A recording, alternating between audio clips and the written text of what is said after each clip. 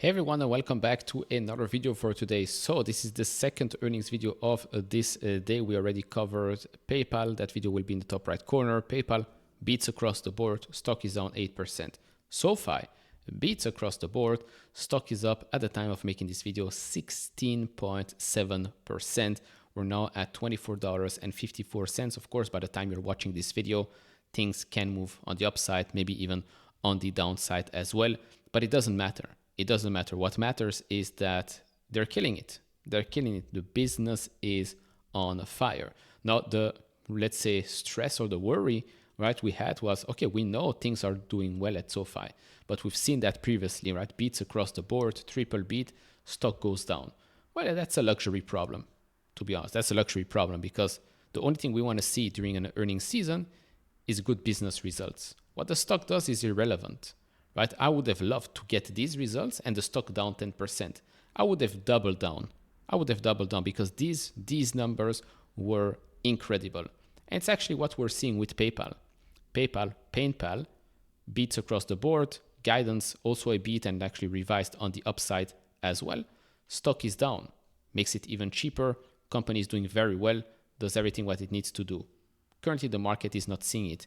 To me, it's an opportunity, but I've discussed that in another video. In this one, let's focus on SoFi's incredible quarter, summarize everything you need to know, a couple of things that were mentioned during the earnings call as well. Special thanks to Fiscal.ai for supporting the channel, the live streams, and this video. The transcript is already online. If you don't want to read all of it, you can just click on the AI summary here. It tells you everything you need to know, and even you can ask it some company-specific questions here. So what did management say about future growth prospect? For example, talking about not just 2026, but also onwards. It goes over all of the transcript and it gives you here the answer. So management expressed significant optimism regarding SoFi's future growth prospect, emphasizing that they are just getting started despite already achieving substantial growth in recent years. They highlighted the massive existing market opportunity and the potential for further expansion through innovation and rapidly advancing technology, particularly in areas like crypto, blockchain, and AI. The company is focused on allocating resources to segments and businesses that can drive the best compounded growth over decades. They're not thinking here about quarters or years. They're thinking about decades. They think they can grow for 25% for decades, okay? Compounded. Aiming for a return on equity or ROE of 20 to 30%. Specific areas of investment include new products complementing SoFi Money. They talked about level 1 options, for example. They talked about crypto. They said they are in a luxury problem right now. Right? They can do so many things. The question is, what can they do first? Right? The business is booming. It has been an incredible quarter for them. Incredible comments as well. The momentum here is real for SoFi. They continue by saying SoFi anticipates having approximately 10 new clients that are going to contribute revenue in Q1 2026. It's something that we've known from before that did not contribute to Q1 2025. The loan platform business is expected to continue its strong trajectory, potentially becoming a $1 billion revenue business. That's quite quickly, right? The ramp up there has been insane. Management also sees significant opportunities in home lending as interest rates decline, given their existing base of nearly 3 million members with home loans held elsewhere. Overall, management is confident in achieving over 25% compounded annual revenue growth from the initial 23 to 26 and earnings per share in the range of 55 to 80 cents in 2026, which is still midpoint 67 cents, still higher than what the market is expecting the company to report. So, of course, like I said, all of this is available to you on Fiscal.ai. The segments and KPIs are already live also on a quarterly basis. Very, very quick. We're going to go over all of it in the video. If you want to try it out, link is down in the description. You'll get 15% off and new users will get Fiscal Pro for free for 2 weeks. If you want support me even further, do check out the link down in the description and in the pinned comment with the top 10 best stocks to buy now, or go to fool.com/couchinvestor. Thank you very much and hit all the buttons. Would really appreciate that as well. So first up, my prediction, right? I made a prediction video like every time. So I predicted new members to come in at 838,000, cost of acquisition $285, Galileo revenue of $105 million, so up quarter over quarter, adjusted revenue $840 million, which was above their own guidance and well above Wall Street guidance as well, and adjusted EBITDA of $217 million and EPS of 7 cents. And well, if we look at the numbers, they basically, well, blew it out of the water. New members, 846,000. Cost of acquisition is a bit higher than anticipated. Galileo tech revenue was $110 million. So we are even seeing already an acceleration in growth there, 15%. Adjusted revenue, $858 million. I had it at 840, and that was much higher than their own top line or high end guidance. Adjusted EBITDA, $249 million. Again, makes sense. If this is higher, this is going to be higher. EPS is also a bit higher. So we've got that 8-cent EPS. Again, tremendous quarter. Adjusted net revenue. Again, here, same as last quarter, records across the board. Net revenue up 44%. Show me another bank. Show me another bank that grows like this. You cannot. You cannot show me another bank that grows like this. Adjusted EBITDA up 81%. Fee-based revenue up 72% already at $378 million. Member growth 34% was approximately what I was expecting. Product growth 34% as well, another record. And then management raising 2025 guidance. So pretty good.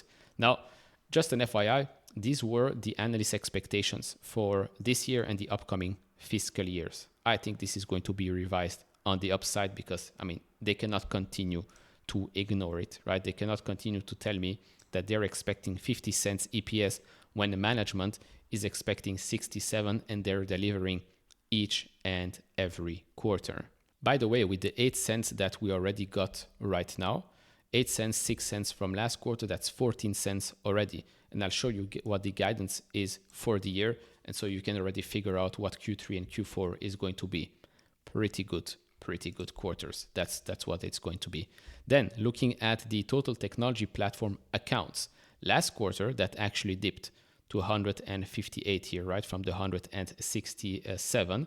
But this quarter we are up quarter over quarter and only up 1% year over year. But it's nice to see that trend is not continuing on the downside. Looking at member growth, still continuing 34% or so growth year over year. And the June quarter was, on a year over year comparison, the easiest one, right? Because that was on top of a 40.6% year over year growth comparison. So the next one is going to be even easier here because you're comping here at 34.7% year over year growth quarter. But we're going to do all of these calculations 3 months from now. Then total lending origination volume, 63.9%. Look at that nice increase that we've had over the last couple of quarters. So the business is booming. I'll repeat it. The business is booming. Lending revenue has started to reaccelerate over the last couple of quarters. Yes, of course, here as well, you've had quite easy comps, especially last quarter, and the comps are getting a little bit more difficult.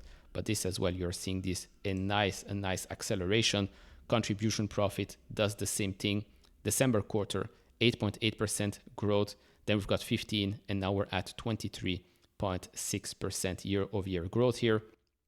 Financial services, I mean, this is incredible. Financial services segment is just exploding, right? 105.8% year over year growth. So again, triple digit growth here, $362.5 million.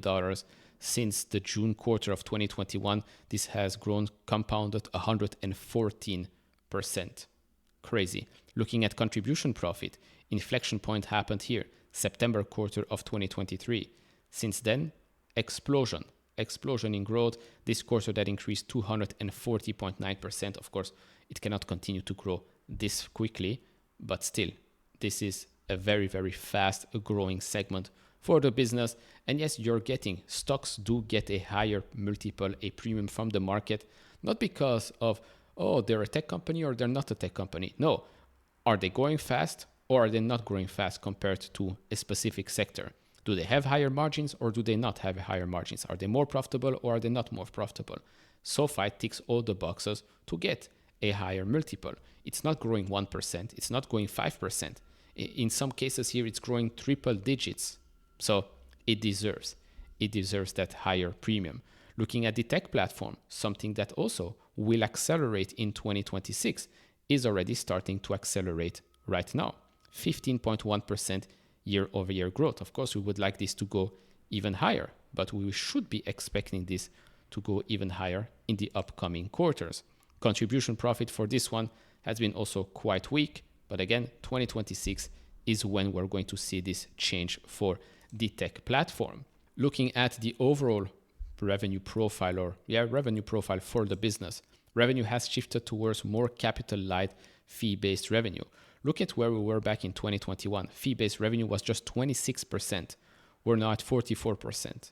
We're going to be above 50% or so by 2026 or in the next 12 months, I'd say. And that's again how you get your higher multiple. Fee-based revenue annualized sits already at $1.5 billion.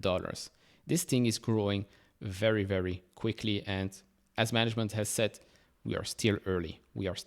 They want to grow this thing time and time again. They basically plan on growing this thing like a tech company. Like the growth rates are just incredible. And then if we look here at the funding and net interest margin, strong member-driven funding base supports a stable net interest margin, went from 2022 5.4% to now 5.86% in the second quarter of 2025. Deposit funding, they say here, since acquiring a bank license back in 2022, which is right here when you had the split, 43% all other funding, 57% deposit funding. Well, now we're at 88% deposit funding. They've grown deposits nearly $30 billion. Now, why should you care? Well, you should care because the shift towards more deposit funding has reduced the funding expense by an estimated $552 million per year on an annualized basis. It's quite a lot of money that can be saved here. Then looking at guidance for the year, again, revised on the upside. Annual net revenue, previously they were expecting around 25.5% growth. Now they're expecting 30% growth. Adjusted EBITDA with a margin of 28% instead of 27%. Net income growing, a margin at 11% instead of 9%. So they're now expecting around $370 million. Previously, $325 million at the midpoint. Diluted earnings per share of 31 cents, previously around 27 to 28 cents. Now, like I said, we are already at 14 cents. So let's say you want to add another 14 cents, you get 28 cents, but we have to reach 31, and they're probably going to beat that. So the next two quarters, EPS wise, probably maybe 10 cents, 10 cents or so, I think is definitely achievable. Now, member growth of at least 3 million. Started the year of at least 2.8 million. We're now at 3 million. Makes total sense because you're already at over 1.6 million members added in the first half of, or in the first two quarters of this year. So I would not be surprised. If they beat these estimates yet again. Now let's go back to the earnings call and ask it maybe some specific questions about options level 1, maybe some crypto. So SoFi is investing in level 1 options as it relates to the invest business. This is expected to be a revenue contributor because it is a well monetized product. Crypto is a key area of focus with significant engineering talent brought on board to advance new initiatives. SoFi is investing significantly in crypto to relaunch buy, sell, and hold capabilities by the end of the year. The company also aims to introduce a stablecoin. The passage of the Genius Act and the OCC's interpretive letter regarding stablecoins at the banks provides SoFi with a potential head start in the stablecoin market due to its existing banking license. SoFi is allocating a lot of capital to crypto initiatives. The company also has an invest business in Hong Kong, and they just received approval for cryptocurrency offerings in Hong Kong. So again, for those of you that wanted to hear more positive information about that, you got it. And if you want to ask more questions, you can ask it here on fiscal.ai. So all in all, incredible quarter by SoFi. You might say that, yeah, maybe we are stretched, right? We are definitely overbought on an RSI. basis, right? Okay, technical analysis, you know me, black magic and things like that. We have a small gap right here. I think the business is worth paying the premium right now. I think it's still big. I mean, when you look at the pricing metrics, right? When you look at the forward PEs and all of that, those things are based on analyst future expectations. And we know that the analyst expectations are quite low. It's ridiculous. It's ridiculous. So of course it's going to be higher, right? Because if you change the future EPS, right? If you go from 50 cents to then 67 cents, then that forward price to earnings is going to be lower than the one that is there right now. Now you might say, yeah, but it's in the future. Who knows what might happen? Correct. But if we go and look at the management's track record, I think it's quite safe to say that I rather trust management than the Wall Street analysts that have been wrong on SoFi for a long, long time right now. And so, yeah, I mean, this is an incredible quarter. This is an inflection point for the company. I expect them to continue to grow rapidly for many, many years to come. They expect to grow for decades to come. So, yeah, what is it now? $24 billion in market cap or something like that. Could this become a $100 billion company in the future? Most definitely. Most definitely. Again, everybody wants a 10x, but nobody wants to wait for a 10x. I think it's worth waiting. I think it's worth waiting. What do you think? Let me know down in the comment section below. Any specific things that I missed, let me know down in the comment section as well. And I'll see you all in the next one. Bye-bye.